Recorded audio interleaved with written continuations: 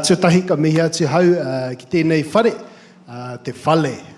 Ka nui te mihi ki te whare e manaaki nei a tātou I te ahi nei, I roti nā manaaki tana o waipapa taumata rau. Nō reira ka nui te mihi ki te whare wānanga nei, me nā kai whakahaere o tēnei huihuina, ko koutura, ka nui te mihi. Ko ai tēnei mihi atu nei, he uri no mā tātua waka, ko Ngāti Awa, ko Tūhoe, ko te whakatōhea, ko nā tika hungunu anō hoki, ahau. Nō reira ka nui te mihi ki a tātou. Kia ora everyone. Welcome to our panel on the future of digital trade. My name is Jason Mika. I'm an associate professor of Māori business at I was going to say Waipapa Tau. Te Raupapa, Waikato Management School in Hamilton. Very pleased to be here today and to facilitate our panel. Now, I'm not going to say too much, but because I want to hear the kōrero. It's been a wonderful morning and day so far, and heaps of interesting kōrero today. So I'm just going to introduce our wonderful panel. So we do have apologies from one of our panellists who had a bereavement in the whānau, Saia Mataele, who is with Microsoft. And now Saia is Tongan, and I met Saia at Paupata Te Marae in Te Ruru Valley, which is near Halcombe, which is near Fielding, which is near Palmerston North. And he was there helping out the whānau at Te Ruru Valley while he was with PwC on some whānau economic development stuff. And I was like, man, this guy's a pretty interesting guy.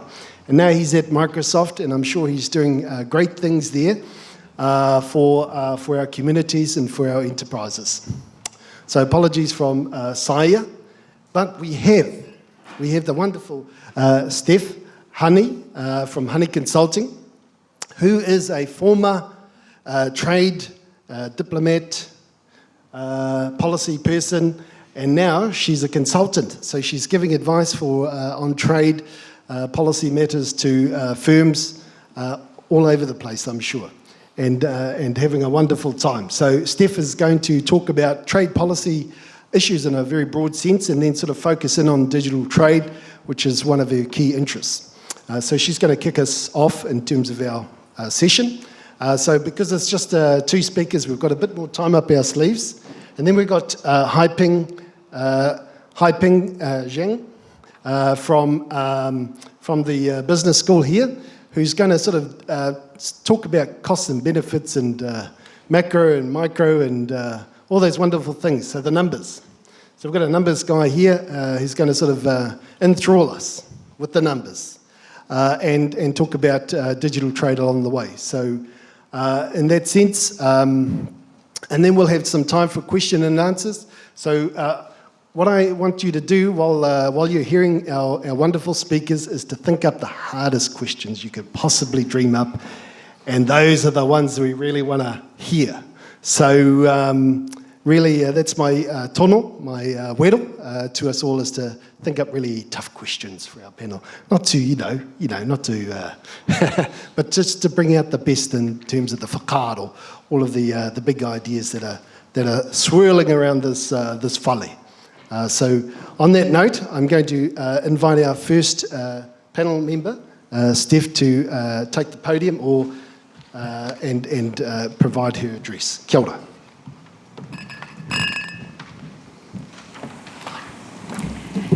Kia ora. Thanks so much, Jason, and audience, please disregard those instructions you've just been given, of course. You're in for a treat, though. Regulations and numbers doesn't get more exciting than that after lunch, does it? So, tēnā koutou katoa, ko Stephanie Honey tōku ingoa, and it's a real pleasure to be here.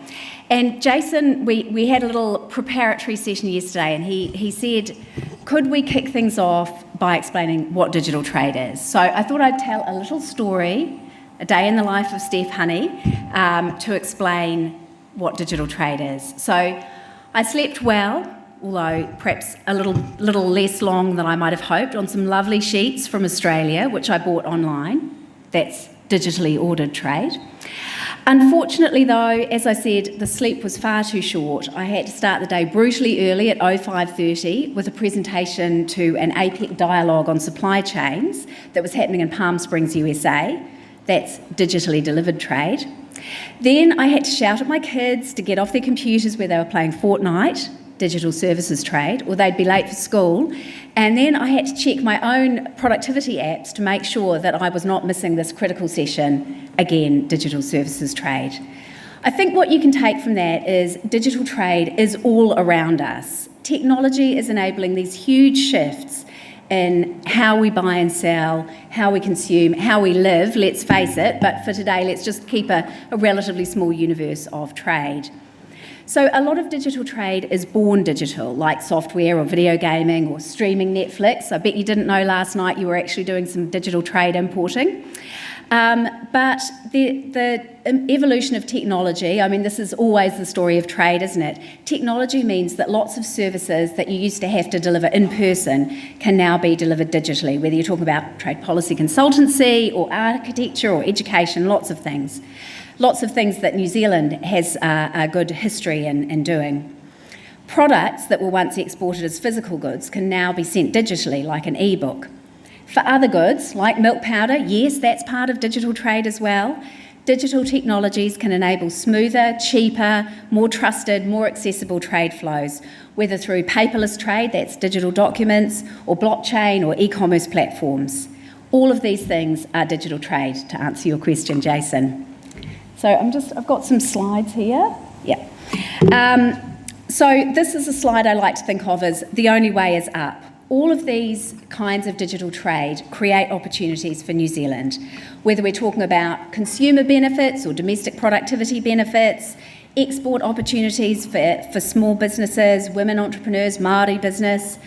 Digital trade can also support economic development in our Pacific region and greater sustainability. It's been estimated that almost all of the Sustainable Development Goals can be met more quickly and easily with digital trade.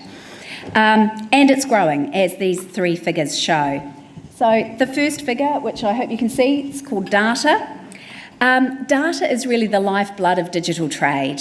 You need data to flow to have digital trade happen.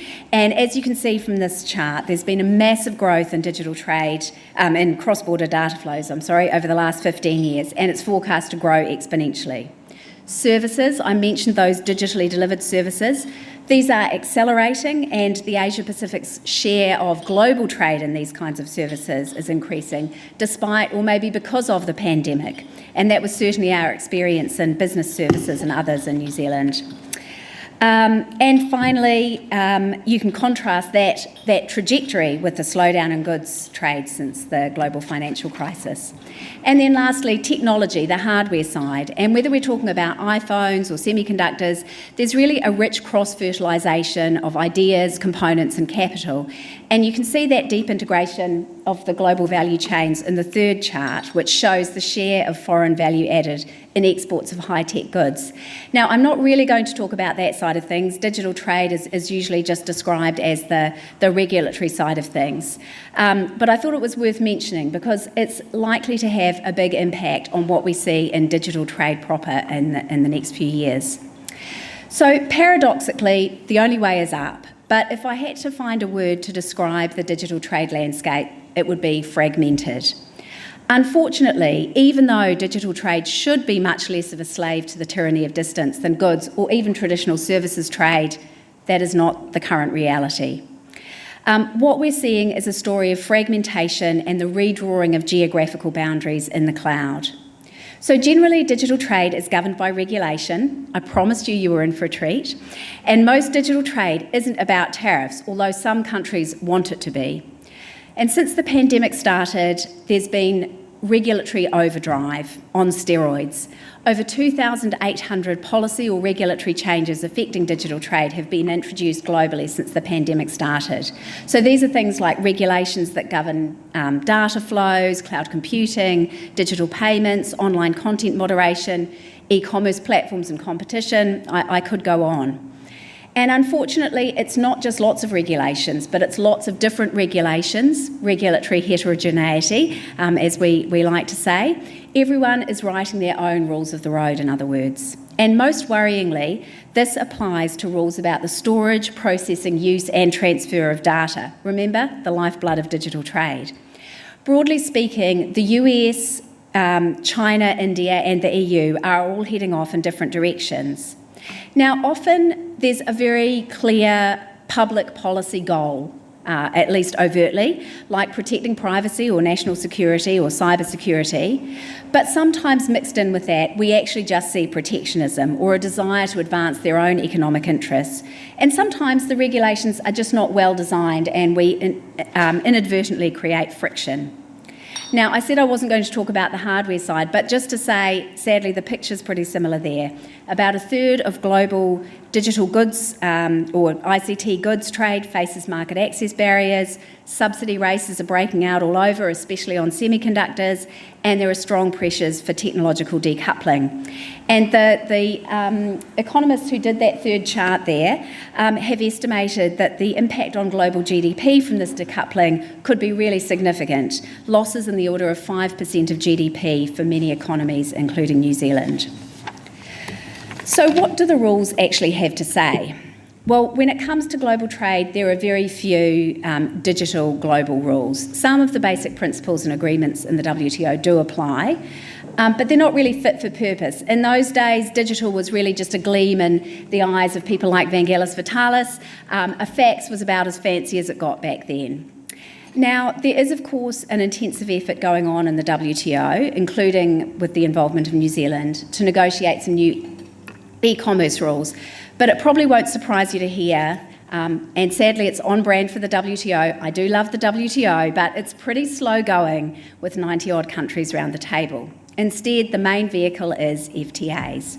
And there's also a new kind of agreement, digital economy agreements, or DEAs, and they're sometimes also called digital trade agreements, digital partnership agreements. And of course, I'm sure as all the New Zealanders in the room will know, the poster child for these DEAs is, of course, DEPA, the Digital Economy Partnership Agreement, signed electronically, of course, by New Zealand, Singapore and Chile in mid-2020. In fact, a lot of this trade and innovation in trade policy has come from the Asia-Pacific region. New Zealand's right in the middle of that, of course, with DEPA, but also with some of our very ambitious recent FTAs, the chapter in the UK FTA is a kind of new gold standard, and to some extent, although with a European overlay, of course, even in the EU FTA. But there are also lots and lots of other new bilateral DEAs between different partners in the region. And, sorry, that's probably very difficult to read, but I mean, you can admire the pretty colours anyway. So these newer agreements really represent a shift in mindset. So you could say the CPTPP is kind of the floor of this new way of thinking about digital trade, and it's certainly got some gold standard provisions for issues like data flows, some of the basic building blocks for trust like online consumer protection and digital trade facilitation, that paperless trade that I mentioned, really important for our goods exporters. But by contrast, these new agreements are not really about digital trade as much as trade in the digital economy. So they recognise that actually we need to take a really sort of holistic look at this. Digital is ubiquitous. It is everything to do with trade, and we need to recognise that in the way we write the rules. So data flows, still absolutely vital, but so is strengthening trust through more robust privacy provisions or trust marks or digital identities or cyber security cooperation. The social context is also absolutely critical, so ensuring inclusion for SMEs and women and Indigenous communities, that they can benefit from and engage with the digital economy, making sure the online environment is safe and secure. We also need to make sure that end-to-end trade transactions are able to take advantage of these wonderful digital tools and settings. So enabling payments or e-contracts or e-invoicing. I mean, if you think about it, if you can't conclude a contract, get trade financing, send an invoice and get paid, you can't really do business across borders, whether you're in video gaming, legal services or selling milk powder. And then lastly, enabling innovation. So a lot of modern business models are very agile, respond rapidly to these technological changes and innovations.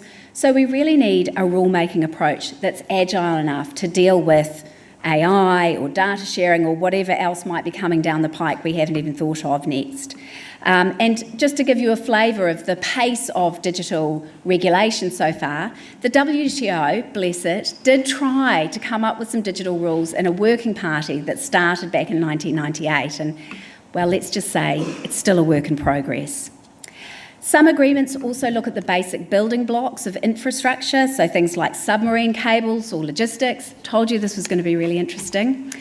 And one strong theme running through many of these agreements is that they recognise that countries might have different ways of doing things, and that's okay.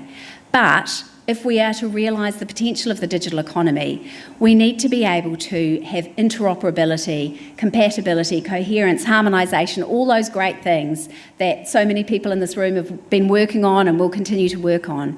So there's an increasing focus on standards, technical regulations, conformity assessment, and other ways to help systems talk to each other and bake it into things like privacy settings and digital identities. Now, a lot of these agreements that you can at least see the coloured blobs on the slide for are bilateral. And of course, bilateral agreements between like-minded partners are able to be very ambitious and deep. By contrast, the deeper is not deep. See what I did there? It's an open platform, deliberately so. Thank you for smiling, Vangelis. Good on you. It can help build broader outcomes. In other words, it's a platform where the parties can co-design rules and respond to evolution of technologies and business models as they happen. And really, there's a good pedigree for this kind of model, just like CPTPP started in 2000 with the Singapore-New Zealand CEP, then P3, P4, gradually attracted more members. So DEPA has that potential, and we've already seen Korea, China and Canada seeking to exceed. Now, initially, a lot of these approaches were just among Asia-Pacific economies, born out of APEC, as you might expect, the incubator of ideas. But now we're increasingly also seeing the UK and the EU starting to engage more seriously in the region, and of course, the hottest ticket in town, IPF. So I've tried to sketch out a little bit of that landscape on this slide. And in effect, what we have is not only a lot of ambition, but also a lot of overlap, duplication, and slight nuances. Now, you might think, well, what does it matter if the rules are a little bit different? But I can tell you, if you're an exporter, it matters. If you're trying to export to multiple markets, you don't want to face different rules for payments, identifying yourself, signing a contract, where you store and process your data, how you market it, and everything else. So essentially what we're creating is a digital noodle bowl, to use the sort of famous concept that Bhagwati came up with for conflicting trade rules. There's also a real challenge around inclusion for developing countries, and I'm so sorry that we don't have Saya here today because he was going to talk about some of those challenges in the Pacific, but I think it's incumbent on New Zealand and Australia to really give serious thought to this, because not only do those economies risk missing out on the benefits of the digital economy, but more worryingly, they're also exposed to the risks, for example, around cybersecurity or privacy regulations. We really need to focus on building some of those basic regulatory structures in those economies, as well as infrastructure and skills. So I've talked for too long. Let me bring it quickly back to the theme of ATEPS and indeed this session. Where does this mean the future of the Trans-Tasman digital relationship is heading? Well, as a former Acting Director of Australia Division, I'm of course deeply enthusiastic about the deep integration across our economies, including in services and tech, talent, data flows, all the rest of it. It's wonderful. But, you know, the thing is, we don't actually have any modern digital rules, except through CPTPP and RCEP. And the newer elements of those DEAs, which really enable realisation of the full promise of the digital economy, do not apply between Australia and New Zealand. At the same time, of course, that's not to say nothing's happening. There's a very lively program of regulatory coherence, confidence building and integration under the single market umbrella, as there has been for these last wonderful 40 years, in areas like digital identities, for example, where ministers have agreed to pursue mutual recognition. But really, in a year where we're looking to celebrate the successes of CER and perhaps set the next shining light on the hill, it doesn't really make sense, to me anyway, that New Zealand and Australia are going their own way on the rules for the modern economy. Now, there's a very obvious solution to this. I'm sure anybody who's ever heard me talk about digital trade will know that I'm about to say Australia should join deeper. And that would, of course, enable us to triangulate the benefits and reduce the friction from our separate respective agreements with Singapore and even latterly with the UK. They should join deeper as well, by the way. But I think as a staging post to that, there'd also be value in negotiating a Trans-Tasman Digital Economy Agreement, a great idea which I know the Australian-New Zealand Leadership Forum has also championed. So why would you bother with that when we could just all join deeper? Well, like other bilateral DEAs, this could bundle up many of the ambitious and deep integration initiatives we already have underway, like digital identities. Nothing wrong with a good bit of branding. It could leverage the benefits of parallel and interlinked regulatory development. For example, the work that's going on in both jurisdictions on consumer data rights or open banking. It could give us a really powerful base to engage on the important regional capacity building for the digital economy that we're both already separately doing in the Pacific, and it could help us to become more strongly aligned and influential in other negotiations like the CPTPP review or IPEF. And lastly, and of course very importantly, I know for probably our next panel's discussion as well, it could help us to explore some of the really important new ideas like Indigenous data sovereignty, where both sides are trying really hard, but let's be honest, facing it challenging to map out a new way of thinking. So let me leave it there. I look forward to your simple softball questions later on. Thanks.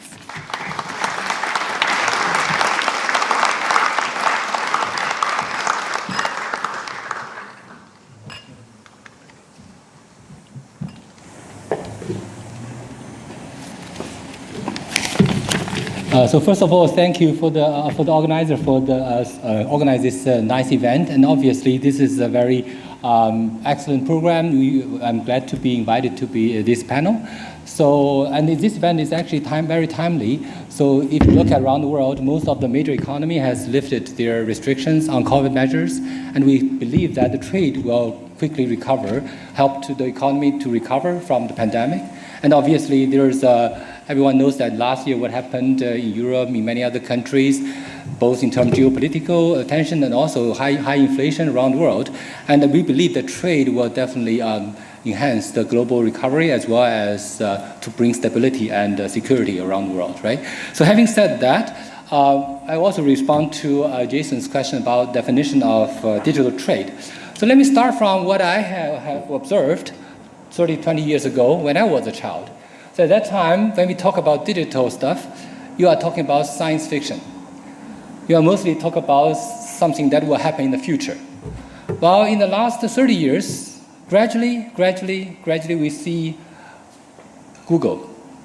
We see, and not before Google, we have Yahoo, and we have Google. We have all these kind of digital big tech companies gradually influence our life, step by step.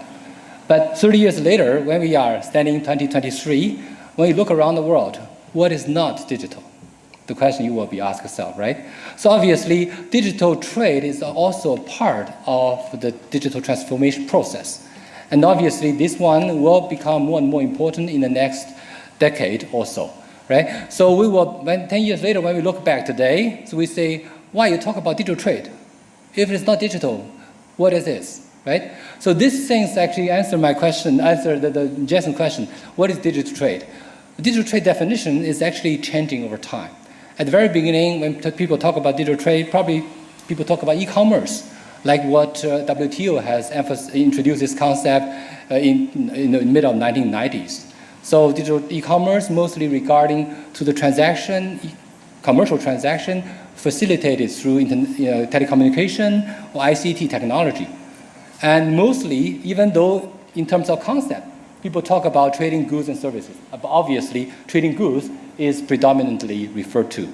However, in the last 3 decades, in the trade sphere, you will see that service trade has increasing dramatically. So if you look at a few numbers, as what Jason asked me to do so, so in 2006, from 2006 to 2022, the service trade has doubled during this time frame, while trading goods, the growth rate of trading goods lagging far behind. And this is something that, regarding to what I'm going to talk about today, we're not anymore talking about trading goods because it's already exemplified by digital technology and will continue to grow at a very high rate. But interesting sphere we are talking about nowadays is really about digital technology application in services, in facilitating trading services. If you look around most of the advanced economy, like New Zealand, like Australia, like US, service sector are already dominating the national economy, right? So the application of digital technology in domestic use will naturally spread over to international transactions, right? Cross-border transactions. So having said that, I will, given time limit, I will probably talk a little bit about 2 issues. The first one, how the technology, digital technology, has reshaped the service sector and what kind of implication it would have for service trade, right? So let me share with you a very interesting article written by Atu Gawana, who is currently serving as the chief of Bureau for Global Health in the USAID, U.S. Agency for International Development. He was once a column writer for the New Yorker magazine. So in 2012, he wrote a very interesting article called Big Med. He said, what can medical industry or healthcare industry learn from cheesecake industry, right? So let me skip the cheesecake part, look at the medical part. So if you look at 40 years ago, so most of the US healthcare industry was dominated by the single establishment, nonprofits. But if you look at nowadays, so over 60% of the hospitals or clinics, they are operated by the chains or affiliated to the academic institution like Harvard Medical School, like University of Chicago Medical School, right? University of Chicago hospitals. So during this transition, you can see clearly there is a substantial expanding use of digital technology. So one example that Atu Gawana mentioned in his article is about Stewart Healthcare Group. It's a very new company, created in 2010 by a private equity funds. So at that very beginning, this company acquired 6 hospitals in Boston, just local market. And then what do you do? The goal of this company is to become Southwest airline in medical industry. Does anyone knows what Southwest Airlines is good at doing? It's one of actually the world's largest cheap, low-cost airline carriers. So they streamline their business substantially, standardize the process, reduce the cost.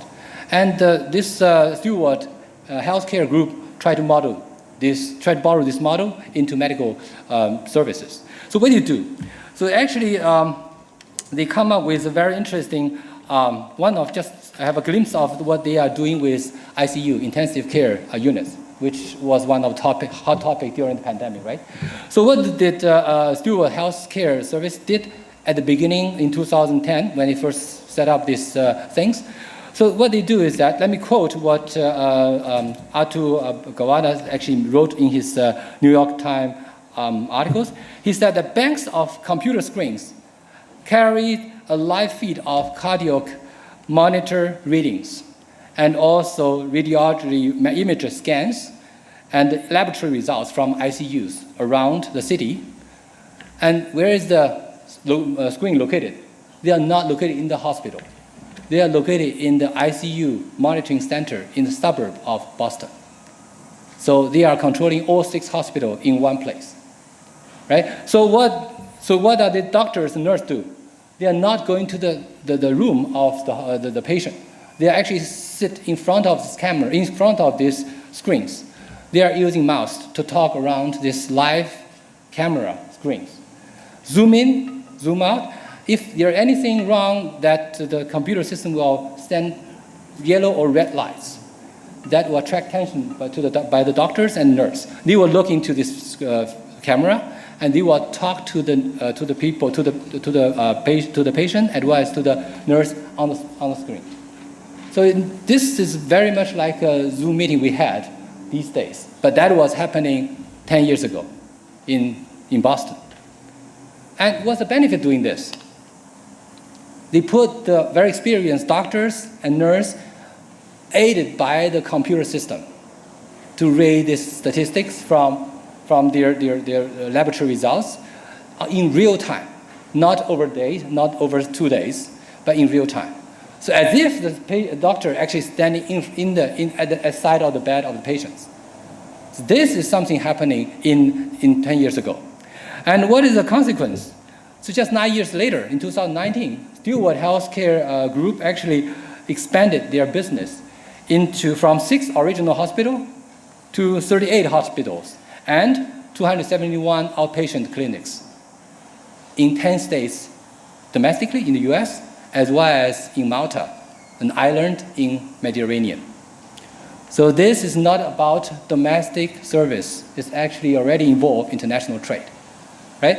So technology such as remote ICU has enabled this Stewart, one of the examples of service providers in the US, provide consistent care in all ICUs of all hospitals of this company, and also they adopt the common medical data platform for all hospitals and outpatient clinics. So this example actually demonstrates how the modern business or frontier companies, they are splitting their value chain into much smaller fragments. Try to identify which part is a high value added and can be standardized. By doing this fragmentation and also zoom in and standardize the process, they ensure the quality of provision of their services. In the meantime, by centralize this activity into a central location, they can reach out to much broader market, which wasn't commercially viable in the previous business model, right? So not every small town is capable to afford the doctors with all kinds of high valued equipment. But doing this real-time digital technology, they actually can reach to more smaller and remote areas. So what do we learn from the US? The US is actually demonstrated what could happen in the future for global trade in services, right? So this is something that this fact has been documented by 2 economists in Chicago, University of Chicago. So they recently published a paper the title of the paper is called Industrial Revolution in Services. And in this paper, they document what happened in the US. They find out that the firms in the service sector in the US, where the output has to be delivered locally. So you can't send the patient from Boston to New York to get this patient, to get the services. But the patient's actually still in Boston. But the control center could be located somewhere, right? Through remote medical services provision, so they can actually expand their business to a much broader base, right? So in the meantime, they find out by looking at the data, as Jason asked me, the economists are looking at data, right? To look at data, they find out the sales, the employment, and also the spending on the fixed cost. Basically, fixed cost has been increasing enormously. And this actually allows, this is not alone in the medical sector. It's happening in many other service sectors in the US, right? So this change has favored, in fact, this change has favored top firms we call superstar firms. So they actually benefit mostly from this new application of new technology. And they also find that, how can these things happen? It's because by applying this digital technology, of course, you have to pay high fixed cost. But how about the marginal cost, or variable cost, become much smaller, smaller, smaller. It allows this bigger company to penetrate, to reach out to more markets. And they also document the productivity gains. They find out this new business model actually create huge productivity gains in the remote area, which wasn't possible to receive these services in the previous years, right? So having said that, if you look at the story just talked about, It's not about medical service. It's in general, how technology, digital technology facilitate services expansion in many areas. So what will happen in the next 10 years? Possibly this business model could be penetrating in other countries through service trade. So you already have observed that in the last 3 years, as university lecturers, we have been doing Zoom lectures for 2 years, for 3 years almost, right? So this kind of service is feasible. And of course, how to apply this technology for future services would be very interesting to observe. And having said that, the economy, we are always two-handed. On one hand, on the other hand, right? We talk about the good side. We also be aware of the potential downside of this technology. So if you are reading a little bit the newspaper article, you probably heard the words called China shock. That was a paper written by 3 economists in 2016, talking about how the imports, basically trade with China, has influenced the employment in the US across very large industries, especially manufacturing industries. But if you look at the new technology that has transcended the economy, many advanced economies, will we have a new word called tech shock in 10 years' time? So how to avoid this consequence of this tech shock, especially when it comes to the service sector, so where a larger population has been employed so far. So what we as economy, we argue that maybe get prepared by upgrading a skill in terms of digital literacy would be highly important for get people prepared for that. And that would be highly relevant to get more people involved in this trade, in this new transformation. And that could be relevant for both for women in trade, get more indigenous population involved in the trade and benefit from this trade, digital trade. So on that note, I will probably stop here and look forward to questions.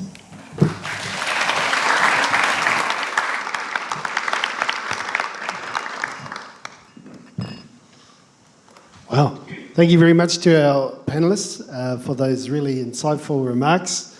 As Steph was talking, she was talking about road rules. So, companies and countries and sort of getting into this digital trade are sort of writing their own road rules. Now, imagine if we each wrote our own road rules for how we get around Auckland City. Oh my gosh, what a mess that would be.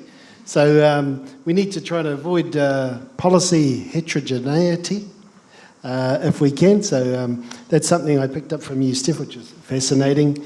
And then Haiping, I just really enjoyed the kōrero around, the business model. So we went from, a low-cost Southwest airline to remotely controlled ICUs. Imagine that. So if you wind up in the hospital and you're a bit sick, someone over in Boston might be reading your telemetry readings and sort of giving some advice to the doctor at the end of the line. So fascinating stuff. So there is heaps of stuff for us to talk about, and we've only got another 20 minutes before the session winds up. So I'm going to open the floor to questions. So who would like to go first?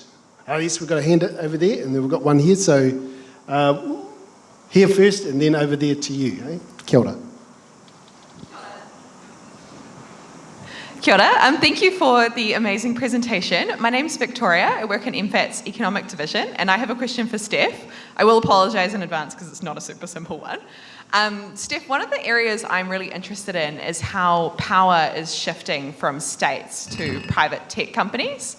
And as an example, Google's annual revenue last year was higher than New Zealand's GDP. So they're in a position of enormous power, they're highly creative, they're agile, they can innovate very quickly.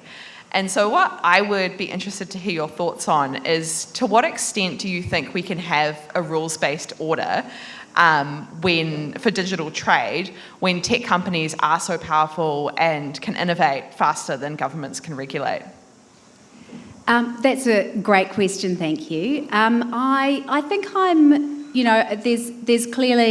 there are some big risks there, but I think on balance, I'm relatively optimistic. I think, even those big companies are not looking for the Wild West. They're not advocating a deregulatory agenda, They want clear rules because also, don't forget, as the sort of authors of the ecosystem, they've got lots of small businesses that are part of their money-making machine and lots of consumers that are as well.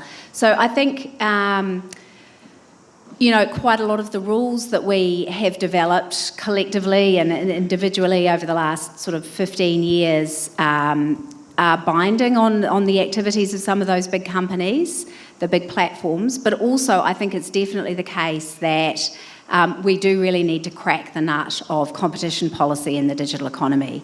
Now, that's always been too difficult in APEC. It's kind of been too difficult in a lot of the DEAs that I talked about. There are some very mild cooperation provisions and deeper, for example. But I think, there's definitely scope as we go through some of these new initiatives like IPEF or the review of CPTPP to really build in some of that competition policy element. There's clearly a need to curtail the ability of some of those big companies to write the rules of the road themselves, but also to safeguard some of the values that we're increasingly realising are at risk in the digital economy. So, I think there's definitely a job of work there. I'm sure any enthusiasts for competition policy could have a life's work ahead of them trying to get that across the line. But, in a way, the appetite for the US to discipline some of those big platforms is possibly higher than it has been previously, given the emphasis on, some of the sort of worker-centric trade policy that they now have. And getting at some of those sort of gig economy workers that are part of that big platform ecosystem. Thanks. Kia ora koutou. Thank you so much for what you've had to say so far. It's been really interesting. I'm Chelsea. I work in the Climate Change Division at the Ministry of Foreign Affairs. And obviously we talk a little bit about sustainable trade and things like that. And I guess my question is, we know that a number of these digital services that are on the cutting edge of technology, blockchain, AI, VR, use a huge amount of energy. And I guess how do we ensure that, whether it's our regulatory frameworks or DEAs or whatever mechanisms it is, are keeping up with our climate change requirements as well?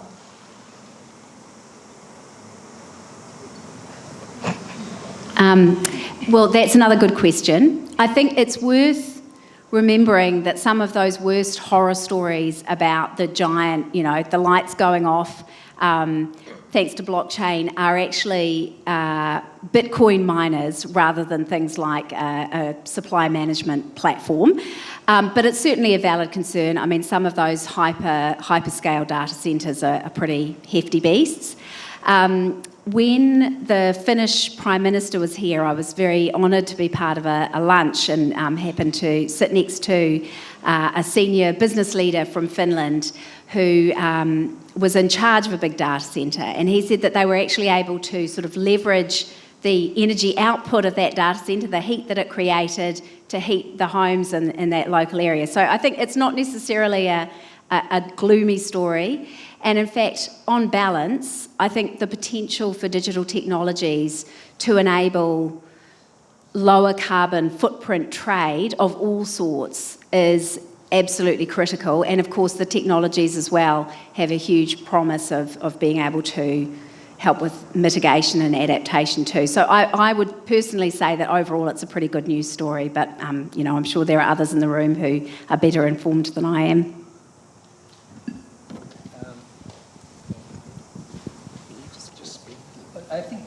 I think there is probably another aspect, not only what Stephanie mentioned, that digital economy actually help to reduce carbon footprint, but also digital tech company or big tech companies, they are actually in frontier in terms of utilize the new resources, new energies. So there was a story talking about big tech company actually bury their data center under the sea.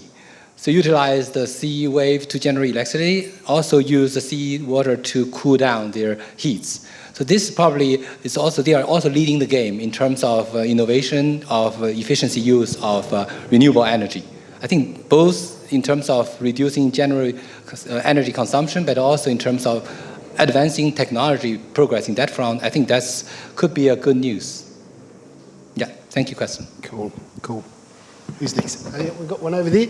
Yep. Yeah, Kia ora. sweet. I wanted to know if you guys think New Zealand should unilaterally impose a digital services tax should the OECD Pillar 1 fail, and if so, what would the potential repercussions be if we were to do that? Well, I think that unilateral action doesn't have a great pedigree in the global trading system. So I think my sort of first answer would be, let's hope that OECD BEPS work doesn't fail, and let's work together with our partners to make sure that it doesn't. But also, you know, a tax is a very blunt instrument. It doesn't necessarily deliver you the answers that you want or the outcomes that you want. And I think we're a very small economy.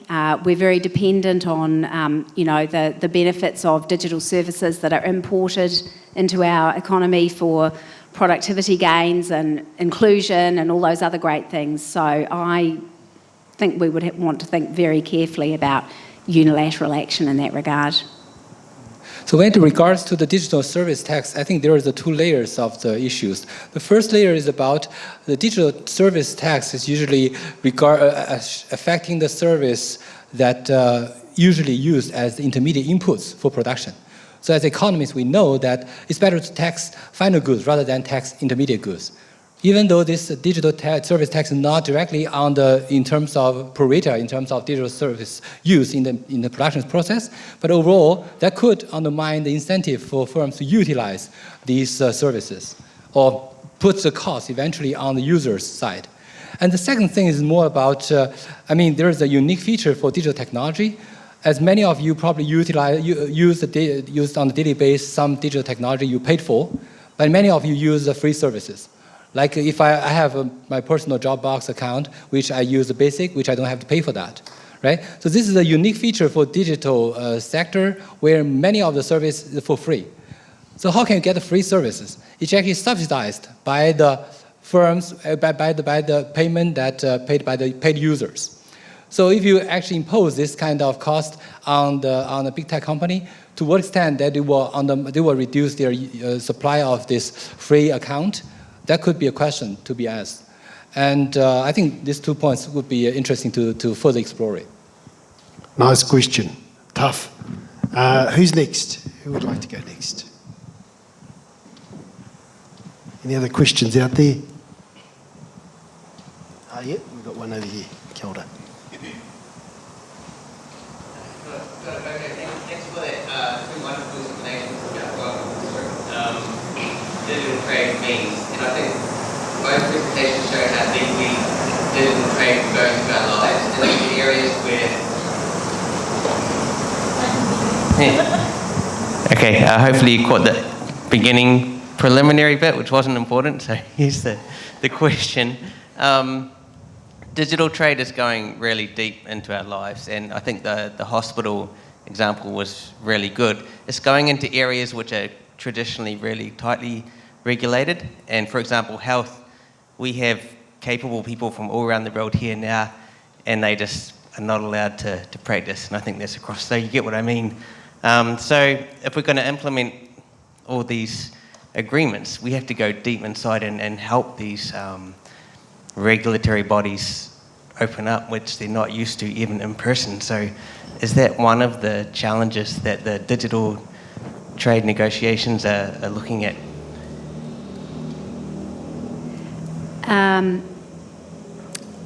I would say not really in the digital economy agreement context, and there are a couple of reasons for that. The first is some of those issues that you're talking about are to do with essentially market access for digital services, and how do we regulate that? But in general, these DEAs don't look at that aspect of digital trade. But I think at a more sort of, first principles thoughtful level, there's been some great work done by an economist called Richard Baldwin on the fourth unbundling. In other words, AI is coming for our white collar jobs, and the ability to essentially disaggregate services and services value chains into individual tasks and deliver them, you know, as an ICU nurse across a border, or a surgeon, or a trade policy consultant, heaven forbid, is you know, it's definitely increasing. And I think there are some really interesting challenges, maybe not so much in the, you know, quote unquote digital trade negotiations, but in the services trade negotiations, which is of course a very underdone area of trade policy too. It's something that we need to, I think, really spend a lot more time working on, developing good behind-the-border approaches that make a lot of sense, like the fantastic recent WTO plurilateral on domestic regulation of services, you know, that help to make essentially those trade flows a little bit more open and accessible. So it's a great question. I think I recommend you read Richard Baldwin, and you know, maybe next year, Jennifer, you could have somebody to talk about that, maybe even Richard himself. Thanks. Kia ora. So I think I have one thing to add up. So if you talk about regulation, coordination, I think this is more related to taking digital trade as part of the process of digital transformation. That requires not only the producers and consumers, but also the modernization of the regulation. And one thing I think, if you talk about 10 years ago, when you talk about supply chain, the famous example is iPhone, right? So iPhone is basically designed in California, sourced elements, components sourced globally, and assembled in China and then shipped globally. So who actually control the quality, who do the quality control? The Apple company, right? So eventually Apple company is in charge of quality control. So if you talk about services, yes, if you talk about allowing foreign doctors to operate in New Zealand remotely, it is very hard, very tough. You need to reform. You will probably receive very strong opposition against from local doctors. But how about, think of other things. Can you outsource or offshoring the analysis of the medical materials using foreign data cloud computing center overseas? For that part of intermediate inputs that service imported from other countries, probably that will receive less regulatory pushback. So essentially, it's your local doctor, domestic doctor, their responsibility to do the final quality control. And still, they are actually ensure the quality of the service provided to the consumers, while they can decide to what extent they can utilize foreign resources.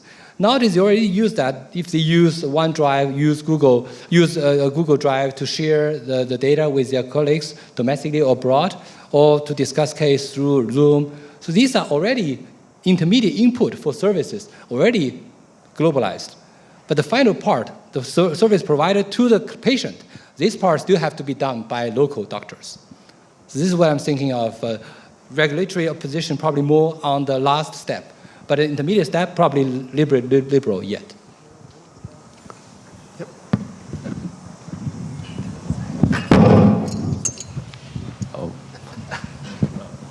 Kia ora kōrua. Thank you so much for that interesting talk. I definitely learned a lot from it.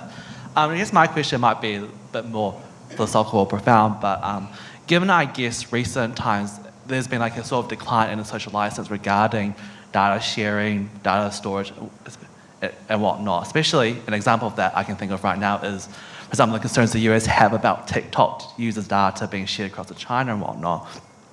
So I guess following off Steph's talk about, you know, the need to basically have global rules around data storage and whatnot to allow that flow more easily, how would you address the public's concern on this issue? How long have we got, Jason? Look, that's a really good question. And I think this is the nub of some of the trickiness of a lot of these issues. You know, on the face of it, some of these arguments seem really sound. I mean, of course, I don't want my private data shared with who knows who out in the cybersphere. But I think, you know, there's also a bit of a mismatch in what the policy goal might be and the way we're trying to address them. So things like outright bans, or the particular, I guess the sort of technical term for what you're talking about is data localisation, where a country might require a particular kind of data or all data to be stored or processed or used only in its geographical boundaries. But that doesn't necessarily make it any more secure or safe than if it's encrypted and sharded and up in the cloud. In fact, arguably, it's safer in that way than it would be if it's stored in a sort of terrestrial server in one country. So I think one of the real challenges with this data localisation issue, which is kind of one of the really big friction points, is it sounds like an okay idea, but it actually doesn't really take into account what the technology can and can't do and what's the best way to achieve the outcome. So, if you've got a concern about the privacy or the security of your data, maybe what we should be doing is designing rules to address that rather than just saying you can't have TikTok on your phone.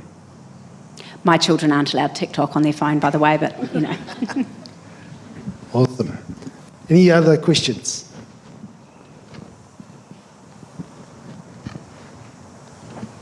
Last one? I think that's a wrap. I just want us to all join together and thank our wonderful panellists for this session. Thank you.